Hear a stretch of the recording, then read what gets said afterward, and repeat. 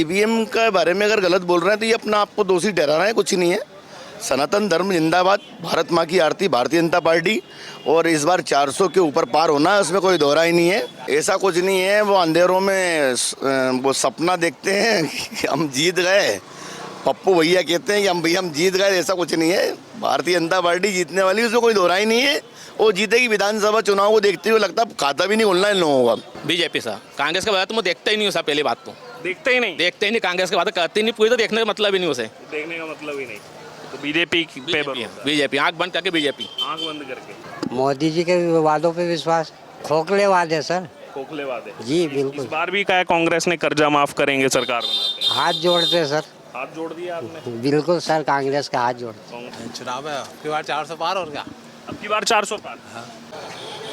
नमस्कार, the news देख रहे हैं, मैं हूं आपके साथ अर्जुन खजूरिया।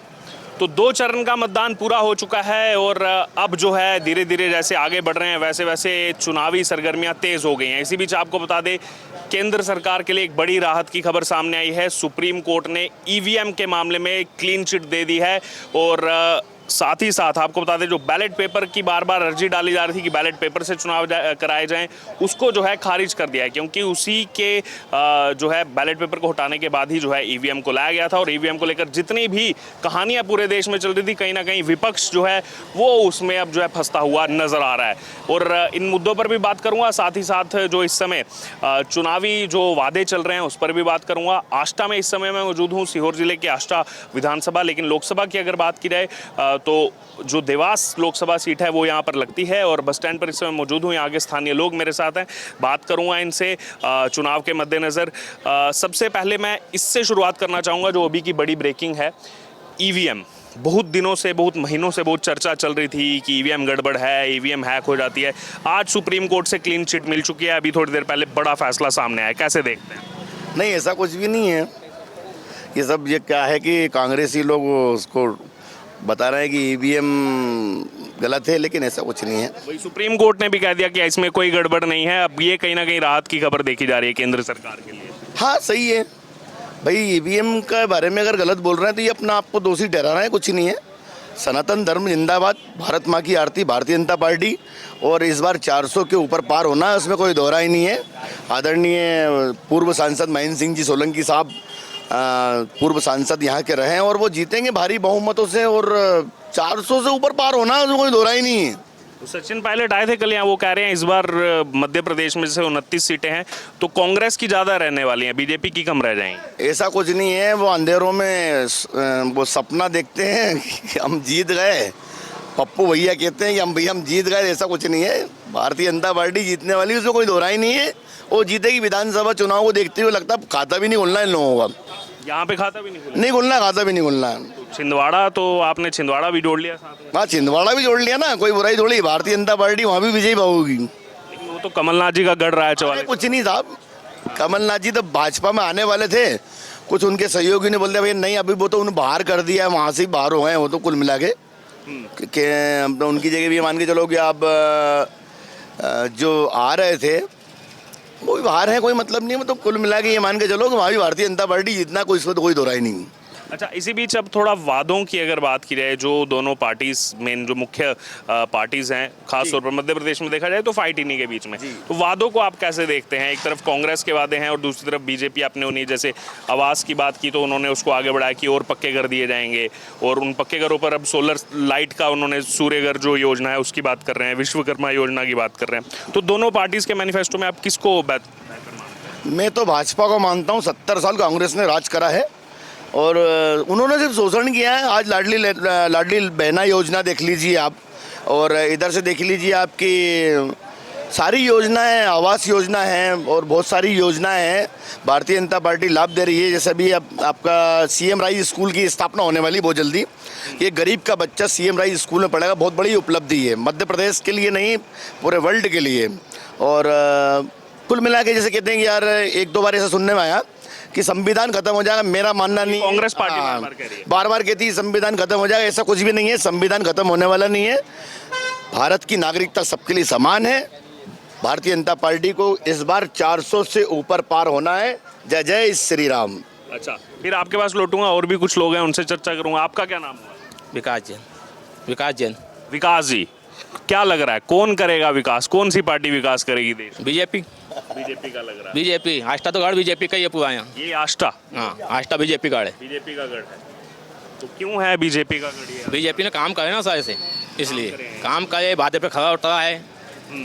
जैसे क्या क्या काम यहाँ पर? जो योजना दी वो योजना पे खड़ा उतरा है। लाडली बहना योजना है, मजदूर है, जो भी है सब टोटल योजना पे खड़ा उतरा बहना योजना मतलब विधानसभा चुनाव से लोकसभा चुनाव तक असर है। है? ये बता सर, कमलनाथ आया था बंद कराई थी उसने, लेकिन वापस चालू हुई।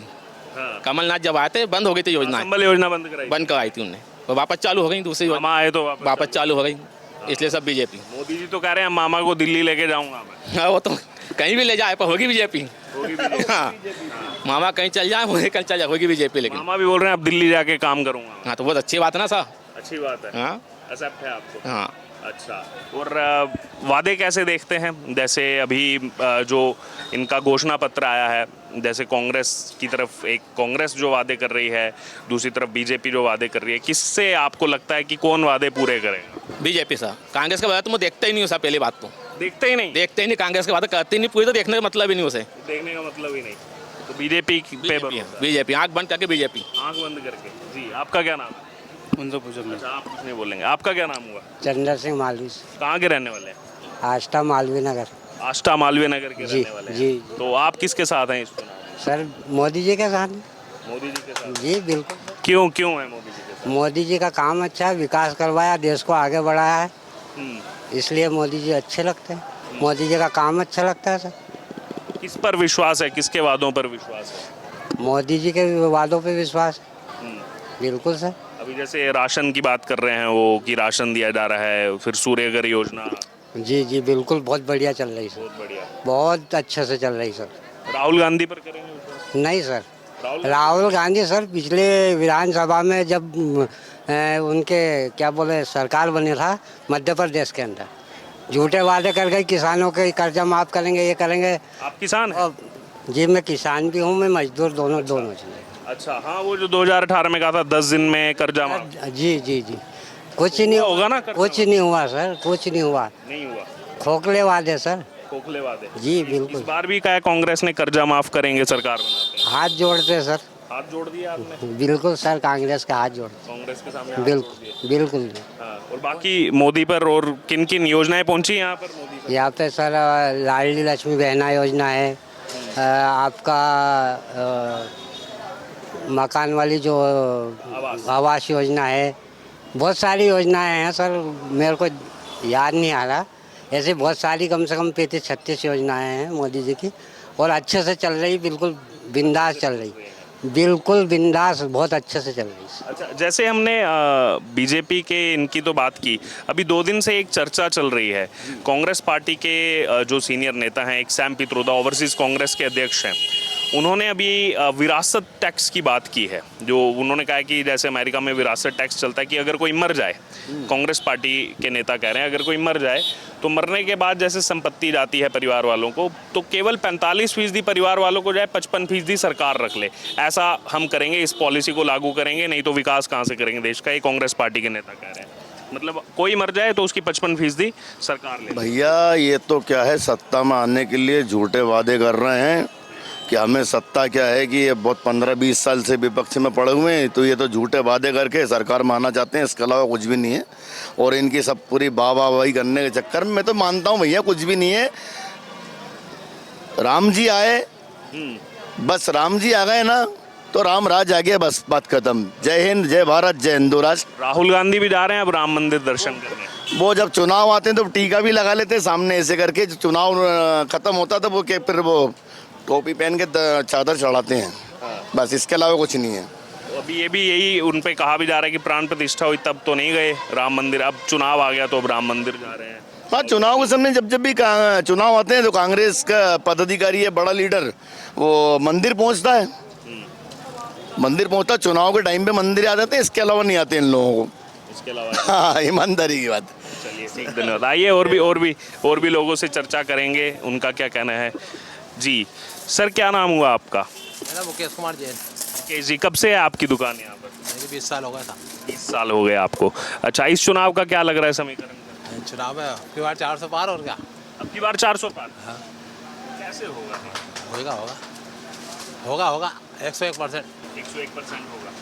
अच्छा, घोषणा पत्र देखा आपने? जैसे घोषणा पत्र पर क्या कहेंगे? नहीं, अपन राजनीति में ज़्यादा है नहीं। अच्छा, जैसे मोदी सरकार कह रही है कि जैसे इनका बीजेपी का मैनिफेस्टो है कि जैसे आवास योजना, जैसे जब मैं एंटर किया तो मैंने देखा, तो इसको और आगे बढ़ाया जाएगा। बढ़ना ही है वो तो बढ़ना ही है। और गरीबों के लिए जैसे राशन और आयुष्मान कार्ड, सब मिल रहा है तो सबका लाभ मिल रहा है। सबका लाभ मिल रहा है। तो इन्हीं पर विश्वास करेंगे।